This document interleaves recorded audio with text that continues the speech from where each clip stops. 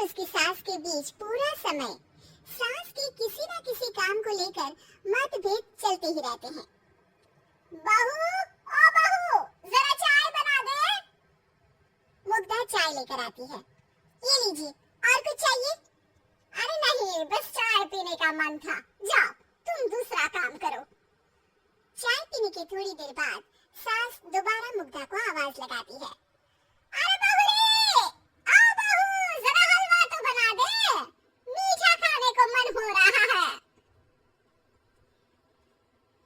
इसी तरह मुग्धा की सास पूरा समय कोई ना कोई काम बताकर उसे रसोई से बाहर तक निकलने नहीं देती।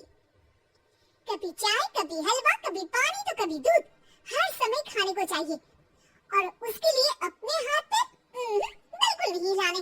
परेशान किया हुआ इन्होंने। सास की जबरदस्ती परेशान करने की आदतों से दुखी मुग्धा एक शाम सचिन के साथ अपने कमरे में बैठी हुई बात कर रही होती है। सुनो जी, मम्मी जी की ये जानबूझकर मुझे परेशान करने की फरमाइशों से मैं बहुत फ्रस्ट्रेट हो चुकी हूँ। पूरे दिन में एक सेकंड का आराम नहीं मिलता। रसोई से बाहर कदम रखती नहीं कि बहू ये बना दे, बहू रे वो बना दे। अरे इनकी फरमाइशें चलती ही रहती है। अरे मुग्धा, माँ खाने की शौकीन है पर उम्र हो चली है, खुद खाना नहीं बना सकती इसलिए तुमसे बोलती है। अरे तो शौक भी उम्र देख कर रखने चाहिए ना। समझ में नहीं आता, हर समय फेविकॉल का जोर लगाए सोफे से चिपके बैठी रहती है। इतना सब डाइजेस्ट कैसे हो जाता है उन्हें? अरे तुम मेरी माँ से इतनी नफरत कैसे कर सकती हो? मैं उसे नफरत नहीं करती जी, बस परेशान हूँ। जहाँ मुग्धा अपने पति से ये सब बोल रही होती है, वहीं उसकी सास भी कमरे के बाहर दरवाजे से कान लगाए सारी बातें सुन रही होती है और अगली दोपहर रसोई में मुग्धा के पास जाती है। बहू, आज ना मेरा कुछ मसालेदार खाने का मन है, तो चाय बना दो, मुझे बहुत पसंद है। अरे ना, ऐसा कर लिट्टी चोखा बना ले। और हाँ, जितना मसाला बातों में मिलाकर पति को सुनाती हो ना, सब्जी में भी वैसे ही डाला करो, खाना स्वादिष्ट बनेगा। सास की बात सुनकर मुग्धा हैरान रह जाती है। मतलब अब पूरा समय मुझ पर हुक्म चलाने के साथ बंद कमरे में हुई पति पत्नी के बीच की बातें भी सुनती है। अरे बात जब मेरी थी तो सुनने में क्या दिक्कत है? ये कहकर सास वहां से चली जाती है। अरे अब तो हद पार हो गई, इस तरह से तो ये मेरा जीना मुश्किल कर देंगी। मुग्धा सास की हरकतों से परेशान उसका हल सोचने लगती है और इसी तरह कुछ दिन बीत जाते हैं जिसमें सास का जन्मदिन आता है। मुग्धा बहुत खुशी के साथ अपनी सास को एंड्रॉइड मोबाइल गिफ्ट करती है। मम्मी, आपको सबसे बात करने के लिए बहुत दिक्कत होती है ना, कभी सचिन तो कभी मुझे बोलना पड़ता है, पर इस मोबाइल से आपको कोई दिक्कत नहीं होगी। एक जगह बैठे बैठे बहुत कुछ कर सकती हैं अब आप। मोबाइल देख सासू माँ खुश हो जाती है, पर उसे इस्तेमाल करना तो आता नहीं, इसलिए साइड में रख देती है। जिसे देख मुग्धा घर का सारा काम छोड़ मोबाइल सेट कर सास को इस्तेमाल करना सिखाने लगती है, जिसके बाद अब सास पूरा समय मोबाइल में ही लगी रहती है। हाय, जब से मम्मी को मोबाइल मिला है मेरी लाइफ में कितनी शांति आई है। अच्छा है, इसी तरह बिजी रहे तो मैं भी सुकून की जिंदगी जी पाऊंगी।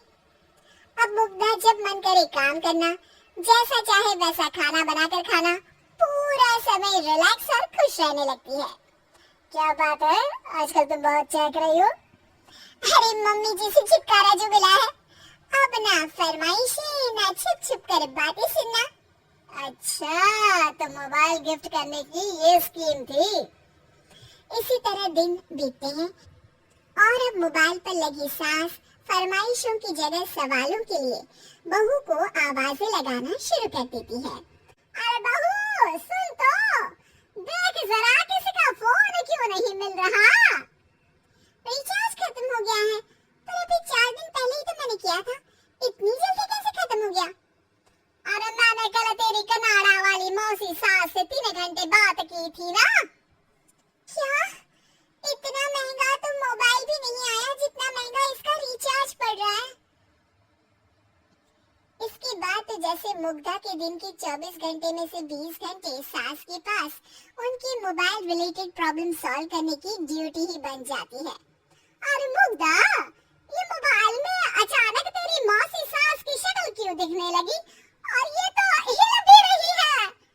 मम्मी, ये गूगल डुओ का वीडियो कॉल है, इसमें आप बात करने के साथ एक दूसरे की शक्ल भी देख सकती हो। अच्छा, ये तूने मुझे पहले क्यों नहीं बताया? अब बताने के लिए पहले नहीं बताया। इसी बीच सचिन भी वहां आ जाता है और सास अपनी वीडियो कॉल में बिजी हो जाती है। क्यों, सास बहू में क्या गपशप चल रही है? इसे गपशप नहीं, दिमाग का दही होना बोलते हैं। पर तुम तो मम्मी को मोबाइल देकर बहुत खुश थी, फिर क्या हुआ? हाँ, उसका सुकून भी कुछ ही दिन मिला। अब घर के टंटे खत्म हुए तो मोबाइल की टिंग टिंग शुरू हो गई। देखो भाई, कुछ पाने के लिए कुछ खोना तो पड़ता है। आखिर तुमने मोबाइल अपने फायदे के लिए ही तो दिया है, तो फिर सवालों के जवाब भी देने पड़ेंगे, क्योंकि जब तक उनके हाथ में ये फुथरू रहेगा, तुम्हारी लाइफ में प्राइवेसी और सुकून रहेंगे। कहने का मतलब है, अगर इससे प्यार बढ़े तो दाग अच्छे हैं। अरे मुझे पहले दिन से ही पता है मोबाइल किस मकसद से दिया गया है। भूलो मत, इससे पहले मैं बातें ही सुनती थी। सास की ये बात सुनकर मुग्धा शॉक में और सचिन हंसता रह जाता है।